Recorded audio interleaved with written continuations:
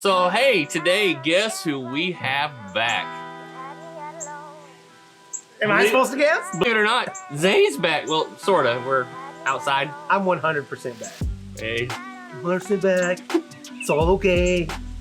So we thought today we would do something a little different, be outside. One, to be safe. Two, we're talking about what? Whiskey. And hip flask. So today we're gonna talk about the hip flask and the whiskeys you should drink outside. Is that because they go good in a hip flask? They go good in a hip flask and you're kind of limited. So we figured this would be a good thing to talk about. So, hip flask in it? And outside whiskeys. Right after this.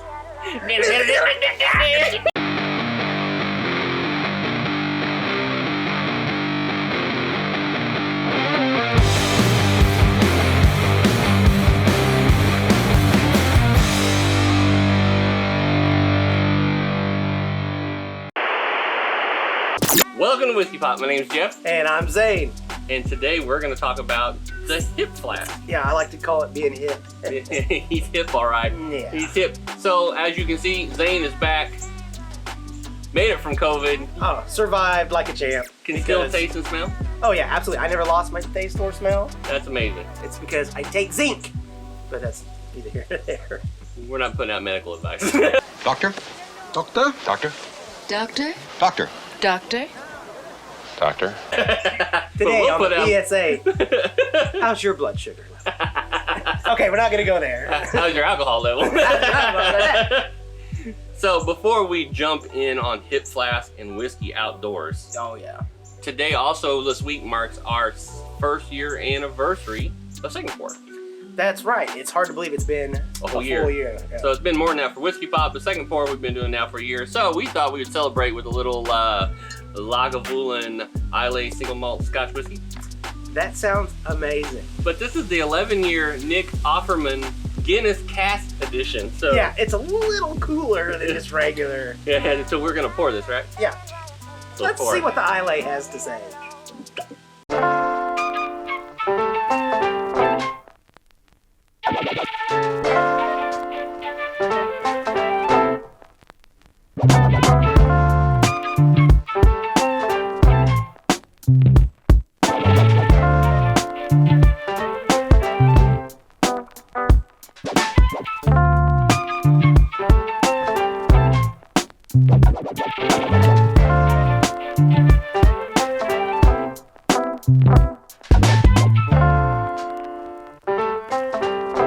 We're gonna do this, right? Yeah, I've been smelling it for a minute. Oh, you smell that? It smells great. That's that Islay smoke, peat. Oh my goodness. And I mean, I'm catching like a little bit of something in there that maybe I want to talk about on Second Pour. Yeah, like Second Pour, which we do on Fridays. But in the meantime, we'll drink some now. All right, let's do it.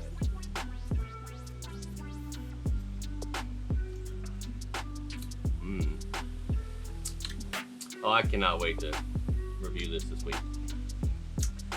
So on Second Pour, we will be discussing all things great about Nick Offerman and Lagavulin. Yeah. Okay, so today we're going to talk about the hip flask. Right. And do you have to be an alcoholic to have a hip flask? No, I mean, there's situations where it's BYOB. That's right. Or you're going over the in-laws. You're going to some wedding reception you don't care about. Just taking the kids to soccer practice. Exactly. So the answer is no. It's just a utility tool, kind of like having a wrench in your tool bag. Do you really need your cell phone when you go do any of those things? You know, you're making good points. You know, are you a cell phone-aholic? I like where this is going. I do too. So now, based on that, there are different size hip flasks. Obviously, you've got the 8-ounce hip flask, and then there's even a little 6-ounce hip flask. I think we got even a little, I think that's what, a 4-ounce? Little tiny little thing. Yeah. So we thought today we would talk about kind of how to use a hip flask, but how to care for one, and what maybe to put in there. Yeah, that was always the key, what to put in there. We're not talking about putting like half and half milk or something. No. Why would you put milk in your hip flask? I don't know, it just sounded gross. Yeah, that sounds gross. So not only is the size important, but also the what it's made of. So they used to make them out of pewter. Yeah, things that, you know, make you sick, right? Yeah, make you sick. You should get one burn that's your brain. mainly out of stainless steel. Yeah, I mean, there are some that are plastic lined, and even There's that. glass lined ones as well, right? And then they'll wrap leather around them. Sure. So you can get really fancy with a hip flask, but I mean, generally you want to make sure it's small enough to carry. Discreetly. I mean, you don't want to get one of those big ones you've seen. Yeah. But also you want to make sure that it can handle your liquor for that period of time. Well, yeah, I mean, as soon as you hit it into a flask, the clock is ticking. The clock's ticking. I mean, this is not a perfectly sealed component to take care of your whiskey, and you're putting it in something metal, which is a reason why whiskey normally goes in a glass. Now, one thing you want to do is you want to fill it, and when you fill it, to keep from making too big a mess, you might even get one of these neat little mini funnels. Yeah. Those are actually pretty nice to fill up with, even though like these clasps are a pain in the ass. You know, those come in a little handy. Somebody made a good recommendation. You should pour how many ounces you're going to put in here before you actually pour it in. That way you don't overfill it and it flows over the top. That's happened a number of times. That's a little smart, actually. I never really thought about it. Some people are smarter than me. Yeah, I mean. But I think that's a good idea. So you want to make sure the size is right, it's stainless steel, and that, you know, you have some way of what you're putting in there. It makes it easier. I have a barrel that was pretty nice. This is true story. True story. Okay. That was fun to have. I store my whiskey in it, and it's supposed to be sealable. And? It's got a plastic liner. It's not even touching that barrel, is it? It has a plastic liner. So does it taste in plastic when you drink it? Let's put it this way. There was some whiskey that went in there that was supposed to basically end up being like an infinity bottle. Yeah. It didn't. Infinity drained. What did you do? All I can say is pick that stainless steel. Yeah, stainless steel is the way to go. Now, they do make mini barrels that you can age whiskey in. Well, I didn't have that. That's not what you're talking about. You're talking about, like, I remember when you go to State Fair has those little things with a spigot on them. Oh, yeah. And you put your whiskey in there. Yeah, you're talking. But then they're like, but it's not telling you it's not for storage. Yeah, it's not for storage. It's good for one night only. Yeah, yeah. And you need to think about your flask the same way. It is a one night only deal. I mean, here's the deal. You don't want to leave whiskey in there for very long. 3 days max. After that, it's either flashed off.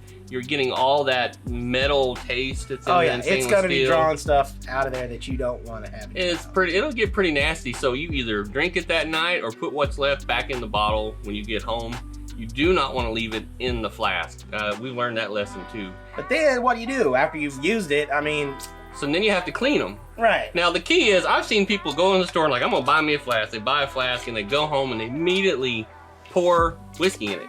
That sounds terrible. That's horrible, because there's all this machining that has been done to create that flask and look at there's like, even then there's stuff in it. And create that flask, so you want to clean it really good now, and I mean clean it. Put some soap in there, rinse it, shake it, soap in there, rinse it, shake it, until you no longer smell that metal smell on the inside. So I mean, that's kind of the thing. But I mean, the nice thing about a flask is it protects your whiskey. It's hard to carry a bottle around outdoors. I mean, which looks more alcoholic? Carrying this around with you or carrying this around with you? Well, obviously one of those things can fit in my pocket. Well, that could fit in your pocket, just not real well. I mean, people are still going to give you a hard time when you have a flask. Tell me more. I mean, they're going to be like, so you couldn't leave the house for 2 hours or whatever. It's that good, isn't it? Yeah, it's that good.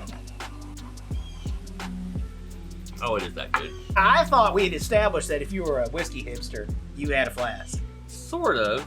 I mean, that's true.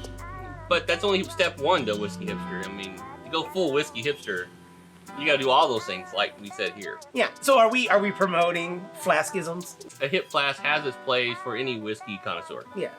Now, what you don't want to do is put your very best whiskey in a hip flask. Well, no, I mean, then you're forced to, like, drink your very best whiskey. Like, get it done. Get her done. You're taking a flask with you. Are you trying to sit there and break down the flavors you're getting out of this whiskey?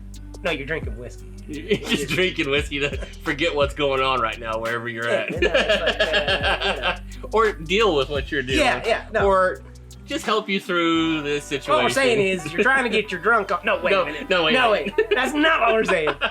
What we're saying is don't put your best whiskey in your whiskey flask. In this case, we picked 5 whiskeys we think should go in a hip flask. Yeah, and these are good whiskeys. They're great whiskeys. They're just, you don't have to sit there and tear them down and break them down to figure out what you're getting out of it. They're just doing its job, which is just helping you enjoy whiskey.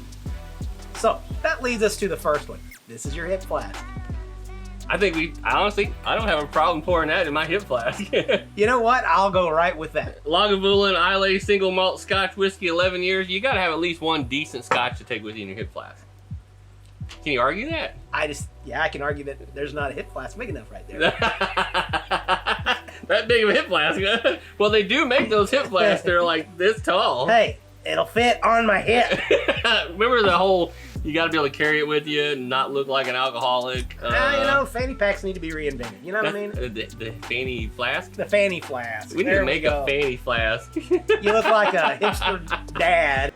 Sorry, I was taking a selfie while shooting a Snapchat, while periscoping that Snapchat, while Instagramming latte art, while Shazamming The Weeknd, while streaming Master of None, while retweeting George Takei, while saying, "This wins the internet," while still being hashtag so bored. All right, so what would be our next one? Well, you can't go wrong with a little early times. Now, I agree. Early times is a bottle and bond, 100 proof, and that's another thing. You may want to have something a little higher proof in your hip flask. No, Early Times is an excellent example of that. That is true. It's a really tasty whiskey. It's not really complicated, but it does its job. Right, which takes us to the next one. What's the next one? Maker's Mark. Now, this is the cask strength. It's the cask strength, so it goes with what we're kind of talking about. That's right. It's a cask strength, high proof whiskey, and Maker's Mark tends to be pretty popular. But instead of just pouring the standard Maker's Mark, you raise it just a little bit. Just a little bit. Now, this one's pretty popular right now, actually, the cask strength is. So. And, I wouldn't feel bad pouring that putting that in a, yeah. I wouldn't. I think that's like, what, $40, $50 for that? Yeah, so I think that's a really good choice. I think it's a great choice. Now, the next two. The next two? The next two. I'm only going to go one at a time, and this is not in any particular order. But none of these are in a particular order. No, but these are things that I would enjoy in a big glass. Let alone a hip flask, a hip flask, a fanny flask. A fanny flask. This is fanny flask level for me right now. Oh, a fanny flask level. Old Pepper Distillery. Yes. Single barrel. A rye is always necessary in a hip flask. This is old school when you think about it. It is. Because we're talking. This makes me feel like I'm back in the 30s or 40s. Yeah. Gonna be drinking that famous rye, and that's right. This is classic hip flask material right here. That is perfect. And so beautiful. This is like, from right. This is a 110 proof. So yeah, single barrel rye. It's an excellent whiskey. It's not super hard to find. It's just great. $40 bottle of whiskey. You're not spending a whole lot, but you're really going to enjoy wherever you're at while you're hip flasking this. And then I say we just, finish off by being super American. Oh yeah. Oh yeah. Stranahan's cask strength. That is some good-ish. Now, we rated this as one of the best whiskeys we've had this year. Oh yeah. It's like a 5. It's awesome. And it's not super expensive. It's about the same price as the Nick Offerman thing here. Yeah. It's about $70. Yeah. But it's so good and so sippable. It's one of those that you'll just lean back and forget that the world even exists. But no, this is a great choice. If you can get your hands on this. Yeah, I think so. Any of these would be a great choice, or any whiskey that you really prefer is a great choice for a hip flask. But we suggest something a little higher proof, maybe something with a little character, but not too much character. I think that's about perfect, actually. Oh, we got more stuff to do. Oh yeah, that's right. I think we got a second pour this week. We have a second pour this week. And we're going to review the Lagavulin. I think it's good. I don't know yet. Yeah, I think it's going to be a pretty good review. So, anyway, join us for second pour. On Friday. It happens on Friday. And be sure to like, share, and subscribe. And ding our dong, so you'll know when we're ding our bell. Whipping something else out there. Don't know where he's going with that one. Oh, you know it. In the meantime, you guys continue to be geeky this week. We'll catch you next week for another Whiskey Pop and Friday for second pour. Cheers. Cheers.